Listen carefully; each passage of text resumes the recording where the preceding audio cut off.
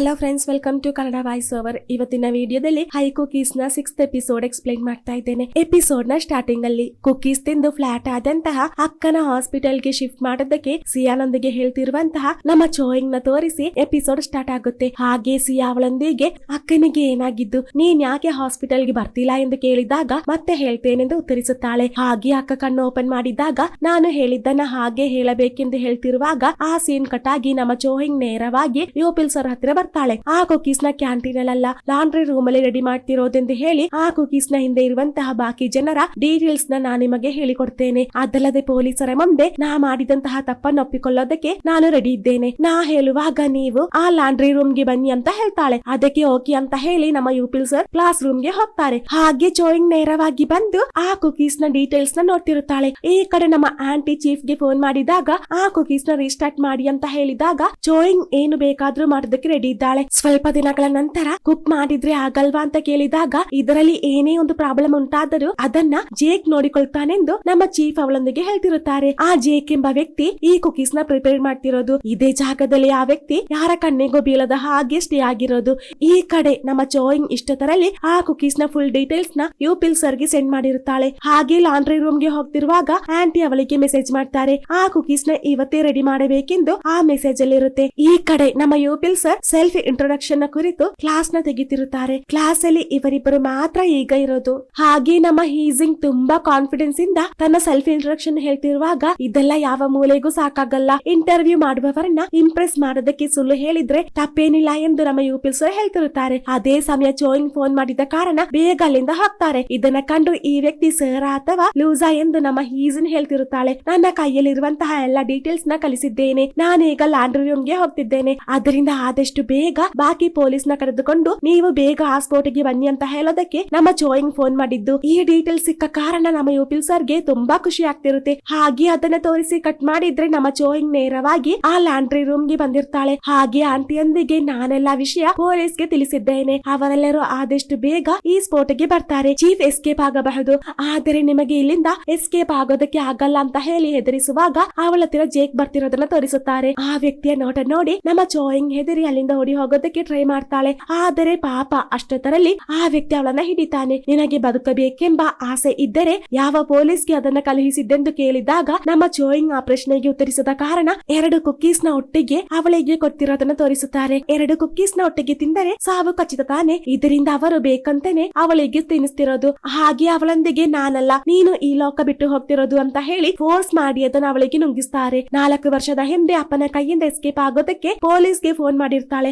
ಆದರೆ ಅವರು ಯಾರು ಬಂದಿರೋದಿಲ್ಲ. ಅದೇ ತರ ಈಗ ಅವಳನ್ನ ರಕ್ಷಿಸೋದಕ್ಕೆ ಯಾರು ಬಂದಿರೋದಿಲ್ಲ. ಬರ್ತೇನೆ ಅಂತ ಹೇಳಿದಂತಹ ನಮ್ಮ ಯೂಪಿಲ್ ಸರ್ ಚೋಯಿಂಗ್ ನ ಹಾಸ್ಪಿಟಲ್ ಗೆ ಶಿಫ್ಟ್ ಮಾಡ್ತಿರೋದನ್ನ ನೋಡಿ ಅಲ್ಲೇ ನಿಂತಿರುತ್ತಾರೆ. ಇವರಿಗೆ ಬೇಕಾಗಿದ್ದು ಆ ಡೀಟೇಲ್ಸ್ ಮಾತ್ರ. ಹಾಗೆ ಸೀನ್ ಕಟ್ ಆಗಿ ನಮ್ಮ ಚೋಯಿಂಗ್ ನ ಅಂತ್ಯ ಸಂಸ್ಕಾರ ತೋರಿಸುತ್ತಾರೆ. ನಮ್ಮ ಅಕ್ಕ ಅದನ್ನ ನೋಡಿ ಹಾಗೆ ಶಾಕ್ ಆಗಿ ನಿಂತಿರ್ತಾಳೆ. ಹಾಗೆ ಸಡನ್ ಆಗಿ ಆ ಸೀನ್ ಕಟ್ ಆಗಿ ನಮ್ಮ ಚೋಯಿಂಗ್ ಸ್ಕೂಲ್ ಗೆ ಹೋಗಿದ್ದು ಫ್ರೆಂಡ್ಸ್ ನೊಂದಿಗೆ ಟೈಮ್ ಸ್ಪೆಂಡ್ ಮಾಡಿದ್ದಲ್ಲ ನಮಗೆ ತೋರಿಸುತ್ತಾರೆ. ಈ ತರಹದ ಕನಸು ಕಂಡು ನಮ್ಮ ಅಕ್ಕ ಹೆದರಿ ಎದ್ದೇಳುತ್ತಾಳೆ. ಎಚ್ಚರ ಆಗಿದ್ದನ್ನ ಕಂಡು ನಮ್ಮ ಸಿಯಾ ಬೇಗ ಡಾಕ್ಟರ್ಸ್ ನ ಕರೆಯೋದಕ್ಕೆ ಅಲ್ಲಿಂದ ಹೋಗ್ತಾನೆ. ಅವಳದರಿಂದ ರಿಕವರ್ ಆಗಿ ನಾರ್ಮಲ್ ಸ್ಟೇಜ್ ಗೆ ಬಂದ ತಕ್ಷಣ ಚೋಯಿಂಗ್ ನ ರಕ್ಷಿಸೋದಕ್ಕೆ ಡಿಸೈಡ್ ಮಾಡಿ ಅಲ್ಲಿಂದ ಹೊರಗೆ ಬರ್ತಿರುವಾಗ ಕರೆಕ್ಟ್ ಟೈಮ್ ಗೆ ನಮ್ಮ ಚೋಯಿಂಗ್ ನ ಹಾಸ್ಪಿಟಲ್ ಗೆ ತರ್ತಿರೋದನ್ನ ಕಂಡು ಇದು ಕನಸ ನನಸ ಅಂತ ಗೊತ್ತಿಲ್ಲದೆ ಹಾಗೆ ಶಾಕ್ ಆಗಿ ನಿಂತಿರುತ್ತಾಳೆ. ನಮ್ಮ ಸಿಯಾ ಚೋಯಿಂಗ್ ನ ನೋಡಿ ಇವಳಿಗೆ ಏನಾಗಿದ್ದು ಅಂತ ಗೊತ್ತಿಲ್ಲದೆ ಹಾಗೆ ನಿಂತಿರ್ತಾನೆ. ಅಕ್ಕ ಶಾಕ್ ಇಂದ ಹೊರಬರೋದಕ್ಕೆ ಸ್ವಯಂ ಕೆನ್ನೆಗೆ ಬಾರಿಸುತ್ತಾಳೆ. ಹಾಗೆ ಸೀನ್ ಕಟ್ ಆಗಿ ಚೋಯಿಂಗ್ ಗೆ ಹುಷಾರಿಲ್ಲ ಅಂತ ಕ್ಲಾಸ್ ಮೇಟ್ಸ್ ಗೆ ಗೊತ್ತಾಗಿರುತ್ತೆ. ಆದರೆ ಕ್ಲಿಯರ್ ಆಗಿ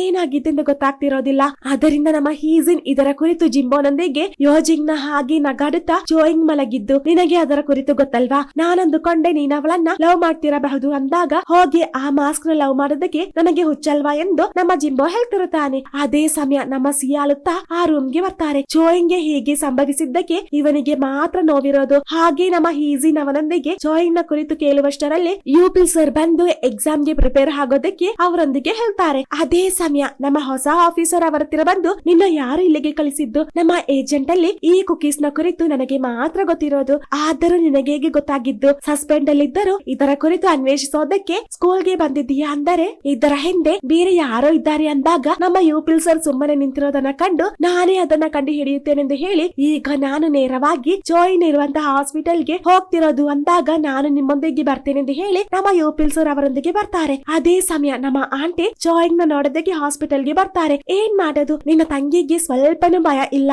ಇದರಿಂದ ತಾನೇ ಈಗ ಕಾಮಾದಲ್ಲಿರೋದು, ನಾರ್ಮಲ್ ಆಗೋದಕ್ಕೆ ಚಾನ್ಸೇ ಇಲ್ಲ. ಆದರೆ ಒಂದು ವೇಳೆ ಅವಳು ಎದ್ದಿಳಿದರೆ ಈ ಎಲ್ಲಾ ಕೇಸ್ ಅವಳ ತಲೆ ಮೇಲೆ ಬೀಳುತ್ತೆ. ಹಾಗೆ ಮಾಡೋದು ಬೇಡ ಅಂದರೆ ಈ ಕುಕೀಸ್ ನ ಕಾರ್ಯ ನೀನು ಸೀಕ್ರೆಟ್ ಆಗಿಡಬೇಕು. ಇದರ ಬದಲಾಗಿ ನಿನಗೆ ಬೇಕಾದಂತಹ ಅಮೌಂಟ್ ಮತ್ತೆ ಹಾಸ್ಪಿಟಲ್ ಖರ್ಚಿಗೆ ಬೇಕಾಗಿದ್ದೆಲ್ಲ ನಾನು ಕೊಡ್ತೇನೆಂದು ಆಂಟಿ ಅವಳೊಂದಿಗೆ ಹೇಳ್ತಾರೆ. ಜಾಯಿಂಗ್ ನ ಹಳೆ ಸ್ಟೇಜ್ ಗೆ ತರಬೇಕೆಂದರೆ ಅವರು ಹೇಳಿದಂತಹ ಆ ಆಫರ್ ನ ಸ್ವೀಕರಿಸದೆ ಬೇರೆ ದಾರಿ ಇರೋದಿಲ್ಲ. ಆ ಸೋಯಿಂಗ್ ನಾನಿಲ್ಲಿದ್ದನ್ನ ಬೇಗ ಒಪ್ಪಿಕೊಂಡಿದ್ದಾಳೆ. ಇದರಿಂದ ನಮಗೆ ಪುನಃ ಆ ಕುಕೀಸ್ ನ ಬಿಸ್ನೆಸ್ ಸ್ಟಾರ್ಟ್ ಮಾಡೋಣ ಅಂತ ನಮ್ಮ ಆಂಟಿ ಚೀಫ್ ನೊಂದಿಗೆ ಹೇಳ್ತಿರುತ್ತಾರೆ. ಹಾಗೆ ಸಿನ್ಕಟ್ ಆಗಿ ಅವರಿಬ್ಬರು ಹಾಸ್ಪಿಟಲ್ ಗೆ ಬರ್ತಿರುವಾಗ ನಮ್ಮಿಬ್ಬರಿಗೆ ಒಟ್ಟಿಗೆ ಕೆಲಸ ಮಾಡೋಣ ಅಂತ ಯೋಪಿಲ್ ಸರ್ ಅವರೊಂದಿಗೆ ಕೇಳಿದಾಗ, ನಾನಿನ ಸೀಕ್ರೆಟ್ ನ ಕಂಡು ಹಿಡಿಯುತ್ತೇನೆಂದು ನಿನಗೆ ಭಯ ಆಯ್ತಾ? ನಿಜ ಹೇಳು, ಜಾಯಿಂಗ್ ನನಗೆ ಕಳಿಸಿದಂತಹ ಆ ಡೀಟೇಲ್ಸ್ ಏನೆಂದು ಕೇಳಿದಾಗ ಇವನಿಗೆ ಇದೇಗೆ ಗೊತ್ತಾಗಿದ್ದೆಂದು ನಮ್ಮ ಯೋಪಿಲ್ ಸರ್ಗೆ ಶಾಕ್ ಆಗುತ್ತೆ. ನಮ್ಮ ಜಾಯಿಂಗ್ ಲಾಂಡ್ರಿ ರೂಮ್ ಗೆ ಹೋಗುವ ಮೊದಲು ಒಂದು ಧೈರ್ಯಕ್ಕೋಸ್ಕರ ಆ ಕುಕೀಸ್ ನ ಕಾರ್ಯ ಈ ಆಫೀಸರ್ ಗೆ ಫೋನ್ ಮಾಡಿ ತಿಳಿಸಿರುತ್ತಾಳೆ. ಜಾಯಿಂಗ್ ಗೆ ತುಂಬಾ ಬುದ್ಧಿ ಇದೆ, ಆದರೆ ನಮ್ಮ ಹಾಗೆ ಇರುವಂತಹ ನರಿಗಳ ಕೈಯಲ್ಲಿ ಸಿಕ್ಕಾಕೊಂಡಿದ್ದಾಳೆ. ಆ ಕುಕೀಸ್ ನ ರೆಸಿಪಿ ಸಿಕ್ಕರೆ ಈ ಪೊಲೀಸ್ ಕೆಲಸ ಬಿಟ್ಟು ಆ ಕುಕೀಸ್ ನ ಮಾರಿ ದುಡ್ಡು ಸಂಪಾದಿಸಬಹುದು ಎಂಬ ಪ್ಲಾನ್ ಅಲ್ಲಿ ನಮ್ಮ ಈ ಆಫೀಸರ್ ಇರ್ತಾನೆ. ಬೇಕಿದ್ದರೆ ನೀನು ನನ್ನೊಂದಿಗೆ ಜಾಯಿನ್ ಆಗು ಅಂದಾಗ ನಮ್ಮ ಯೋಪಿಲ್ ಸರ್ ಕಾರನ್ನ ಒಂದು ಸೈಡ್ ಅಲ್ಲಿ ನಿಲ್ಲಿಸಿ ಆ ಆಫೀಸರ್ ನ ಹೊಡೆದು ನೇರವಾಗಿ ಜಾಯಿನ್ ಹತ್ತಿರ ಬರ್ತಾರೆ. ಹಾಗಿರುವಾಗ ಜಾಯಿನ್ ನ ಫೋನ್ ಅಲ್ಲಿರೋದನ್ನ ಕಂಡು ಬೇಗ ಅದನ್ನ ತೆಗೆದು ನೋಡ್ತಿರುತ್ತಾರೆ. ಈ ಕಡೆ ನಮ್ಮ ಅಕ್ಕ ಜಾಯಿನ್ ನ ಯೂನಿಫಾರ್ಮ್ ಧರಿಸಿ ಸ್ಕೂಲ್ ಗೆ ಬರ್ತಾರೆ. ಅದೇ ಸಮಯ ನಮ್ಮ ಆಂಟಿ ಜೆ ಕುಕೀಸ್ ನ ರೆಡಿ ಮಾಡ್ತಿರೋದನ್ನ ವೇಟ್ ಮಾಡಿ ಕೂತಿರುವಾಗ ನಮ್ಮ ಸೋಯಿಂಗ್ ಅವರ ಹತ್ರ ಬರ್ತಾಳೆ. ಹಾಗೆ ಅವಳೊಂದಿಗೆ ನೀನೊಬ್ಬಳೇ ಇಲ್ಲಿರೋದಕ್ಕೆ ಚಾನ್ಸ್ ಇಲ್ಲ, ಆ ರೂಮ್ ಅಲ್ಲಿ ನಿನ್ನ ಹೆಲ್ಪರ್ ಇರೋದ ಅಂತ ಕೇಳಿ ಬೇಗ ಅಲ್ಲಿದ್ದಂತಹ ಲಾಕ್ ನ ಪ್ರೆಸ್ ಮಾಡ್ತಾಳೆ. ಹಾಗೆ ನಾನು ಪ್ರಾಮಿಸ್ ಮಾಡಿದ ಹಾಗೆ ಪೊಲೀಸ್ಗೆ ತಿಳಿಸಿಲ್ಲ, ನಾನೊಬ್ಬಳೇ ನಿನ್ನ ಹತ್ರ ಬಂದಿದ್ದು ಅಂತ ಹೇಳಿ ಕತ್ತಿ ತೋರಿಸಿದಾಗ ನಮ್ಮ ಆಂಟಿಗೆ ಜೀವ ಬಾಗಿ ಬಂದ ಹಾಗೆ ಆಗ್ತಿರುತ್ತೆ. ಹಾಗೆ ಆಂಟಿ ಅವಳೊಂದಿಗೆ ಜೋಯಿಂಗ್ ಹಾಗೆ ನಾನು ಮಾಡಿದ್ದಲ್ಲ, ಜೋಯಿಂಗ್ ಸ್ವಯಂ ಸಾಯೋದಕ್ಕೆ ಆ ಕುಕೀಸ್ ನ ತಿಂದಿದ್ದು ಅಂತ ಹೇಳ್ತಿರುವಾಗ ನಮ್ಮ ಅಕ್ಕ ಅವರ ಮಾತನ್ನ ಕೇಳ್ತಿರೋದಿಲ್ಲ. ಇಲ್ಲಿ ನೋಡಾಂಟಿ, ನಿಜ ಹೇಳು, ಇಲ್ಲ ಅಂದರೆ ನಾನಿನ್ನ ಕೊಲ್ತೇನೆಂದು ಹೇಳಿ ಆಂಟಿನ ಅಟ್ಯಾಕ್ ಮಾಡ್ತಿರೋದನ್ನ ತೋರಿಸಿ ಈ ಎಪಿಸೋಡ್ ಎಂಡ್ ಆಗುತ್ತೆ. ಮುಂದೇನಾಗುತ್ತೆ ಅಂತ ನಮಗೆ ನೆಕ್ಸ್ಟ್ ಎಪಿಸೋಡ್ ಅಲ್ಲಿ ನೋಡೋಣ. ಹಾಗೆ ನಿಮಗೆ ನನ್ನ ವಿಡಿಯೋ ಇಷ್ಟವಾದಲ್ಲಿ ಪ್ಲೀಸ್ ಲೈಕ್ ಮಾಡಿ, ಶೇರ್ ಮಾಡಿ, ಸಬ್ಸ್ಕ್ರೈಬ್ ಮಾಡಿ, ಜೊತೆಗೆ ಪಕ್ಕದಲ್ಲಿರುವಂತಹ ಬೆಲ್ ಐಕಾನ್ ಪ್ರೆಸ್ ಮಾಡಿ. Thank you.